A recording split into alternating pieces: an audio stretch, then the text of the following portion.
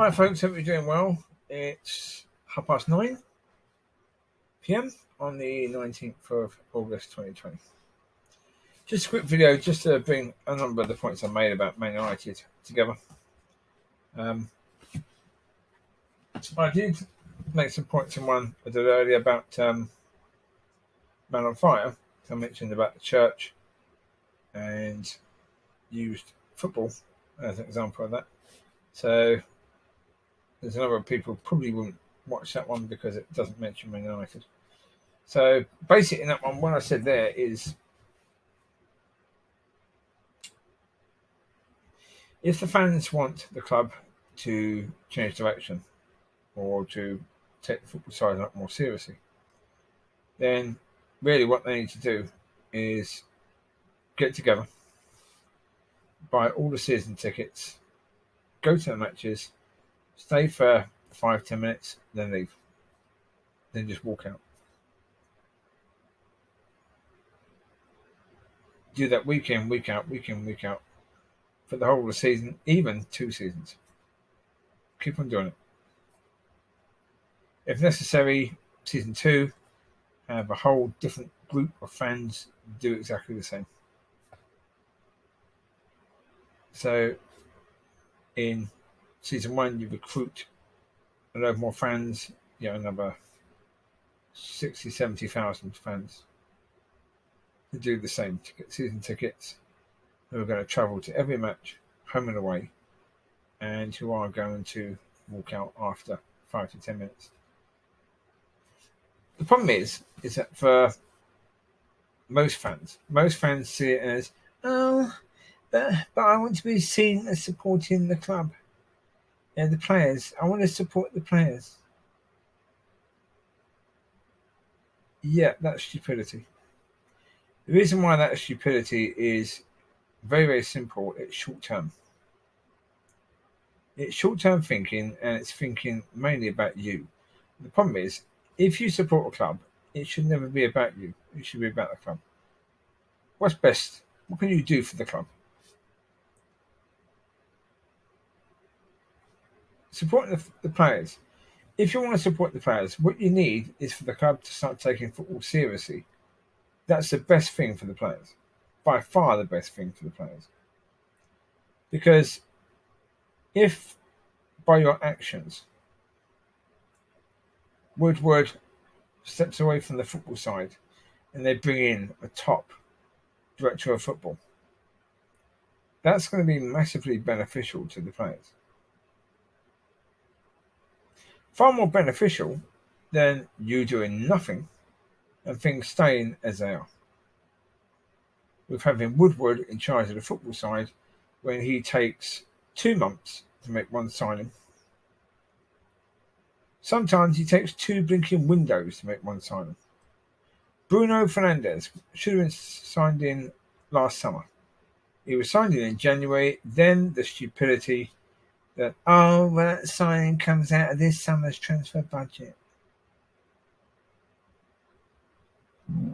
I imagine that at the end of this window, when United really haven't done much at all, Woodward will come out and say, but the reason why is because we had 100 million spent in the summer, and most of that was spent on Bruno.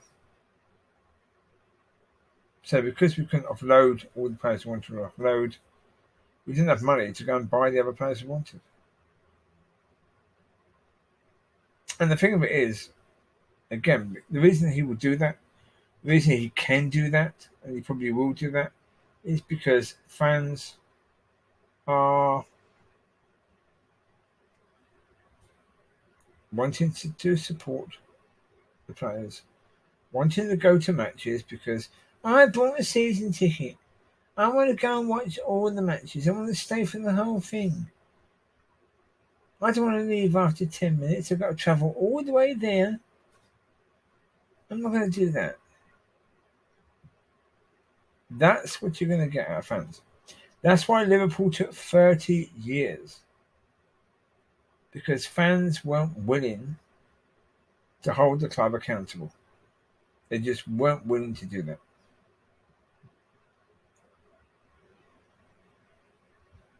That's the reality. And United, they could wait far longer. For Liverpool, it was just fortunate that they got the right person in with regards to director of football, and then they just happened to get the right manager in. Now, again, that's as much luck as it is down to anything else, really. Because there have been maybe 10, 20 other teams who have got a good director of football in who have not got the right manager in, and things haven't quite gone right because they've either had the right manager but not the right director of football. Yeah, they maybe made a few signings of players that weren't quite right, and that's caused a problem. Whereas with Liverpool, everything just went right at the right time. Now, how long could that take before that happens for United? Because the last time we waited a long, long, long, long time. And things didn't just happen. Fergie was brought in. He had to make a lot of changes, take a lot of risks.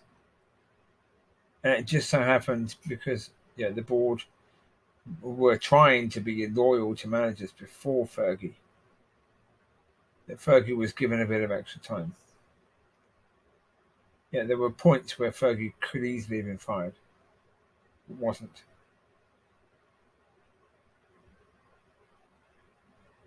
So, in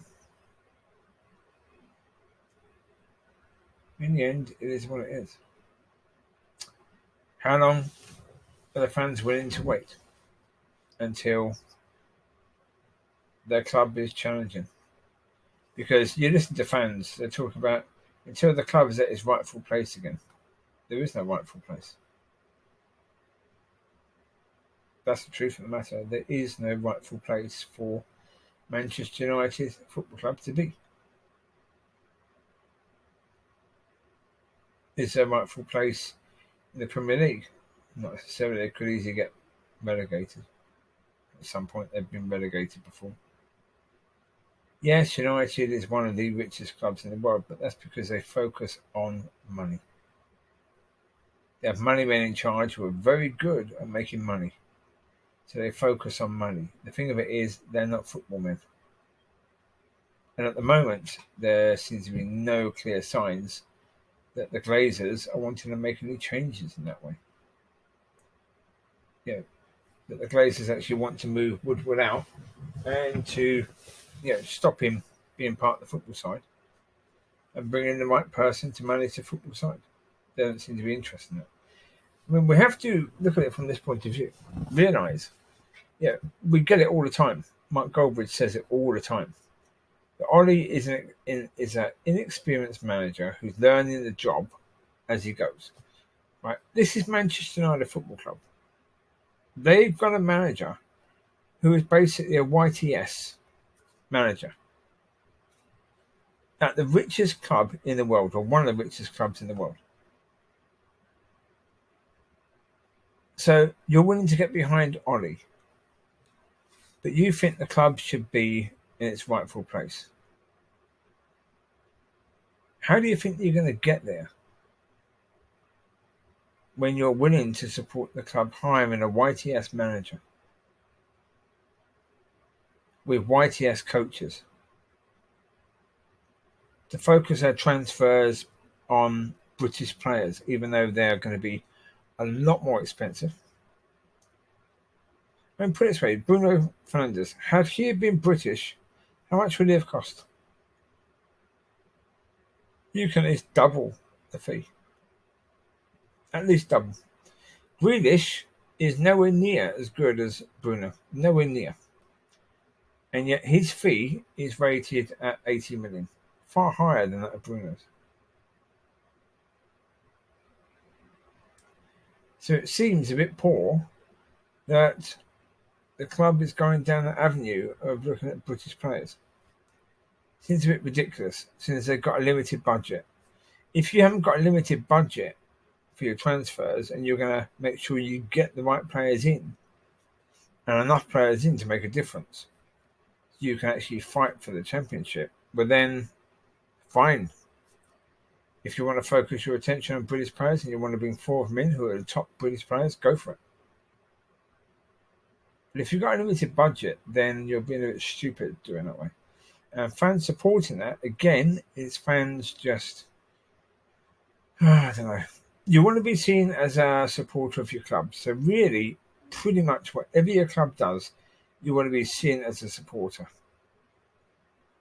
How many times did you hear people like Goldbridge say, yeah, if United sign this or that player that I don't think they should sign, but if they sign them, I will get behind that player. Why? You think that player shouldn't be at the club.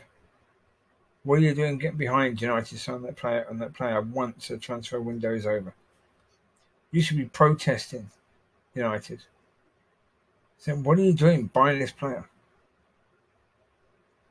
This player isn't good enough. If you truly believe that player shouldn't be at the club before the window closes, how does that change once the window closes? Yeah, the player is at the club now. But that doesn't mean the player is good enough. It doesn't mean the club should have signed him.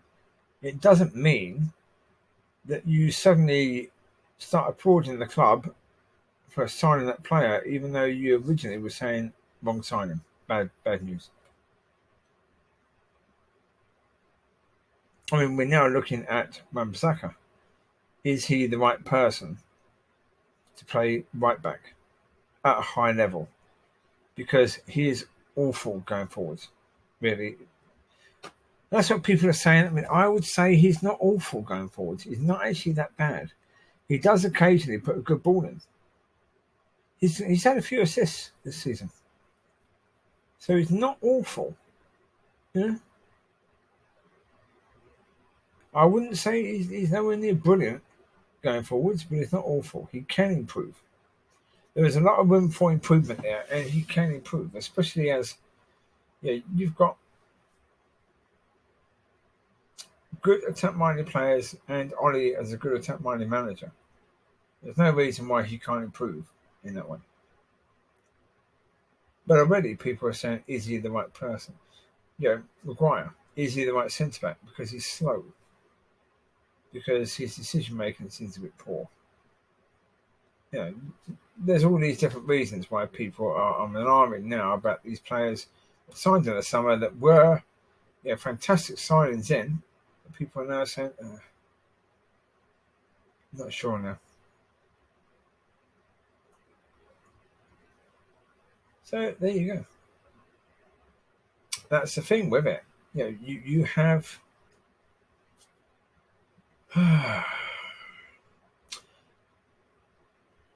we have a situation with the club where even in the latter Fergie days, we could see the deterioration of the club.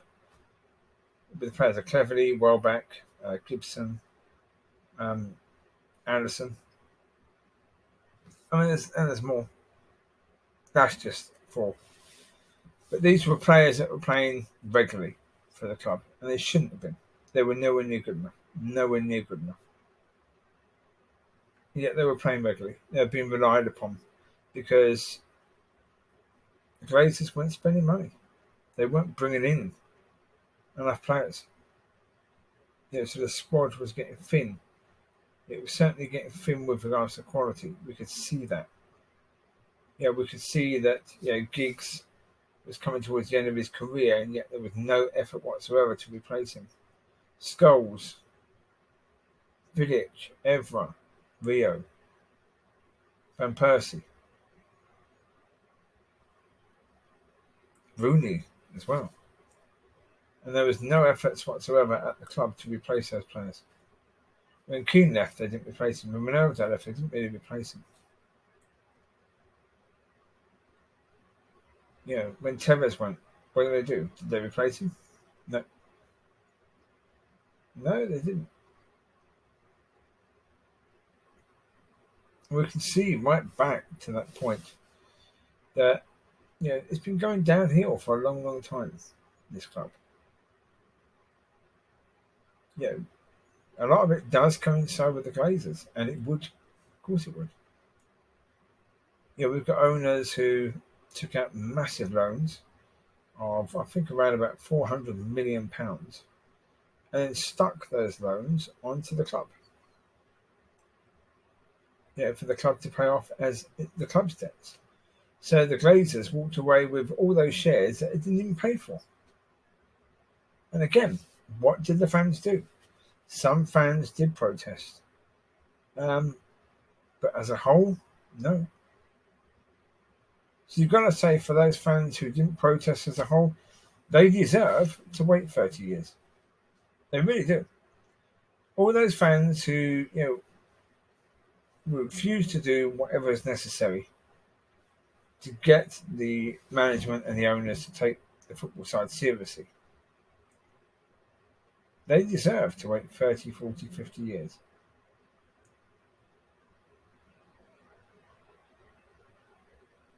Because they're the ones who are enabling Woodward and the Glazers to continue doing what they're doing without any consequences at all.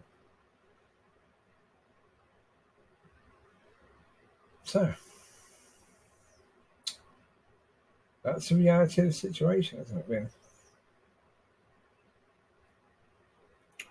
In every club, Liverpool had the same. Leeds have just come up again. They've been down for a good 20 years. Who's to blame? The fans. The fans are, really. The enablers of the board and, the owners. But Newcastle, again. If Newcastle fans really stood up against Ashley would have been gone a long time ago. If they stopped going to the matches, Ashley would have gone. But the fact that they will keep trudging along to the games and pay money to the club, which means that Ashley is taking home a decent amount of money from the club. He's not that desperate to sell, is he, really?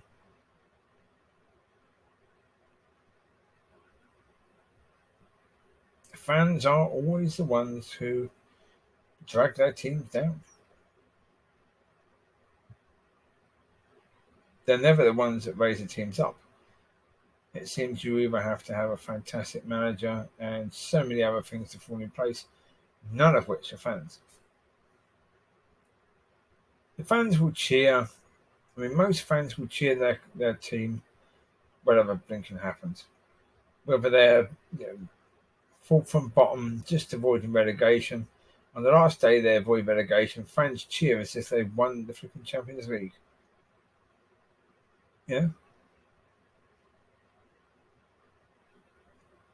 It's ridiculous.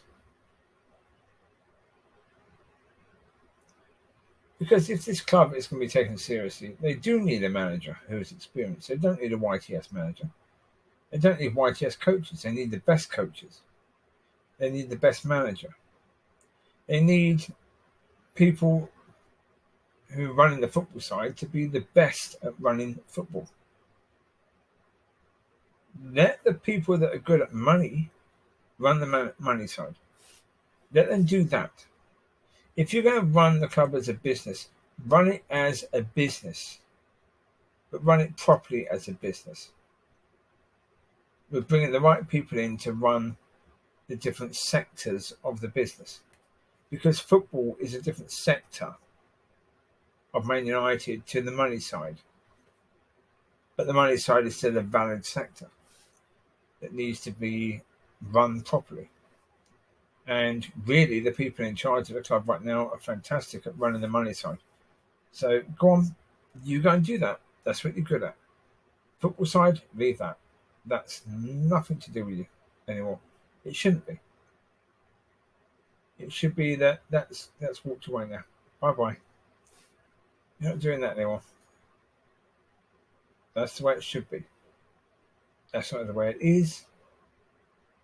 And the people that can really influence that and make a difference there are the fans. The fans can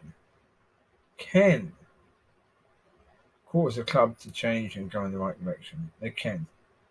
But they've got to be willing to do whatever is necessary.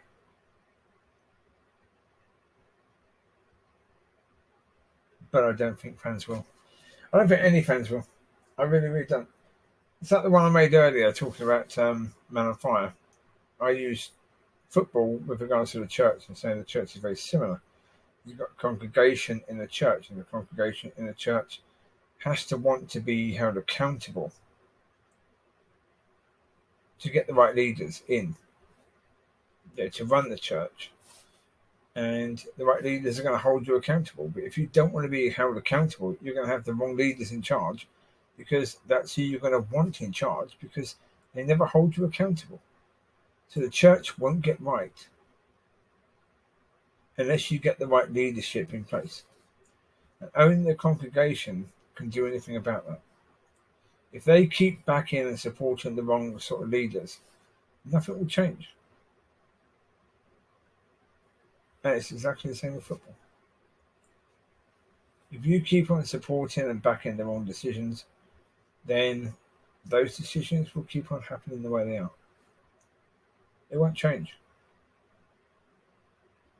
It's the reality of the situation. They can't change. Because look at who's making those decisions. And you're supporting them. You're not teaching them that there are consequences to their decision making.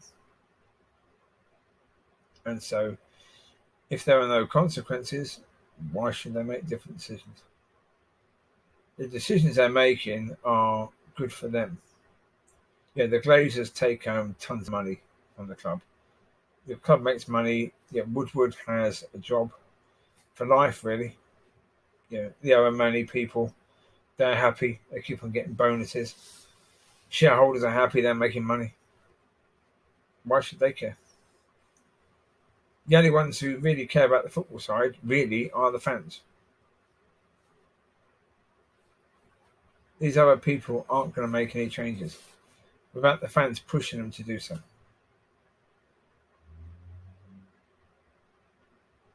So there you go. That'll do for now. I could have more, but really that's the most important thing to say right now. You take care. God bless, and I'll speak to you soon. Bye-bye.